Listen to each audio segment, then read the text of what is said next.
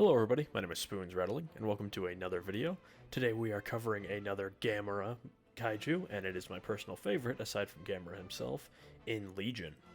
Now if you're unfamiliar with Legion, they are a symbiotic extraterrestrial silicon-based kaiju species consisting of three forms, but we're only going to be focusing on the two that actually fight. That is the Queen Mother Legion and the Grunts Legion soldiers, who came to Earth and would terrorize it, pushing humanity and Gamera to their absolute limits, using all the technology they had to finally defeat the monster, which would have some serious repercussions in the next movie.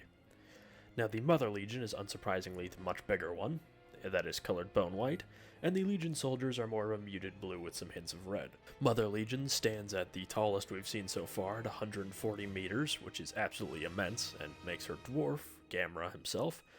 And the Legion soldiers stand at about 8 feet tall when they're standing completely upright. But they come in so many swarms that even though they are a fraction of the size of any other kaiju, they can seriously put up a good fight against anything by simply swarming them, much like the tyranids of wh40k.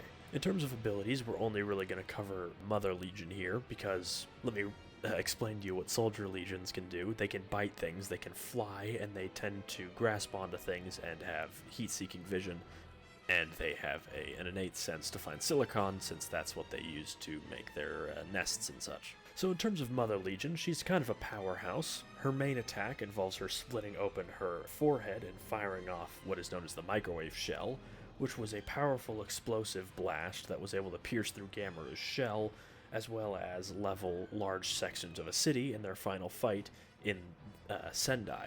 In terms of defense, she is extremely durable, though some parts of her, like her field claws, which are the claws that orbit around her head, aren't the most durable given their smaller size. But she was able to withstand ultimate plasma, which is Gamera's by far strongest attack, and in tanking this she tanked it for about 10 seconds before finally succumbing and exploding, and falling to the hands of the protector of the universe. Her hammer hands, which are the forward claws she has there just above her legs, were powerful enough to pierce through Gamera, and in desperate situations, such as when Gamera ripped off her microwave shell, she was able to unleash what's known as the Red Rod, which would then pierce through Gamera with ease, as well as whipping through buildings, the ground, pretty much anything that it went through. It's a series of whips emitting from her head.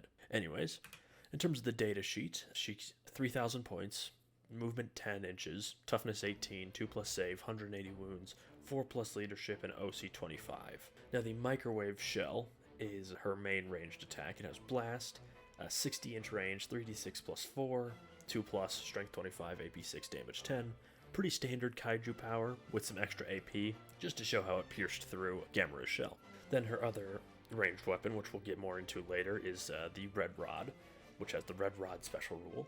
That's 36-inch range, 46 plus 5, ballistic skill 2+, strength 30, AP 7, and damage 12. I gave it that obscene AP account, so even things that are hiding in cover and use things like Armor of Contempt can't truly hide from it. In terms of melee, we of course have her sledge arms, which are 15 attacks, weapon skill 2+, strength 26, AP 5, damage 10, totally standard kaiju weapon. Then Red Rod is the same as its ranged, but 20 attacks, and it's in melee, of course.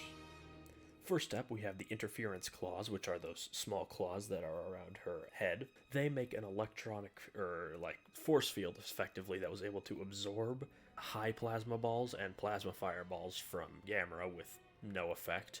Simply, it made the field, and as soon as they made contact, they were dissipated. So, while this model is above half strength, because again, once those claws are destroyed, she can't use it anymore. Subtract 1 from both hit and wound rolls against this model in the shooting phase, and as well, you can reroll 1s when rolling for this model's invulnerable save again in the shooting phase. So dealing with her at range is pretty much impossible, as Gamera would find out, having to get in close to destroy her claws and her microwave shell to lower her defenses. This makes her obscenely tough against pretty much everything, including other kaiju weaponry. Now, her signature ability is the Egg Chamber, which if you didn't see was the red section on her midsection, which allows her to unleash hundreds in the movie of Legion soldiers, but this just gives you 3 units of 20 Legion soldiers within 10 inches of this model. And then you have Red Rod. If this model is below half strength, you can only use weapons with this keyword in both fighting and shooting. If this weapon targets a model with toughness of 10 or higher, you can reroll the hit roll. This is to show how it was almost pinpoint accurate when it was attacking Gamera, but when it was attacking sort of more vaguely, it was just sort of whipping around, destroying buildings and stuff. And then attack command. At the start of the command phase, select one enemy unit visible in this model. All Legion soldiers get +1 to hit against this model, and then once per game, the Legion soldiers also gain critical hits on a 5+. She, of course, is a 4+ invulnerable. Keywords are Titanic, Towering, Mother, Legion, and Fly, and Monster. She does have wings, so she can fly. And then, of course, faction keyword is Kaiju. So while I'd say she's a little on the tamer side in terms of offense, she's extremely durable and, of course, has swarms of Soldier Legions to back her up. And speaking of the Soldier Legion, the Soldier Legions are, you can't see it here, but 200 points for 10 or 400 for 20. They are movement 10 inches, toughness 7, 3+ save, 4 wounds, leadership 4+, and OC 4.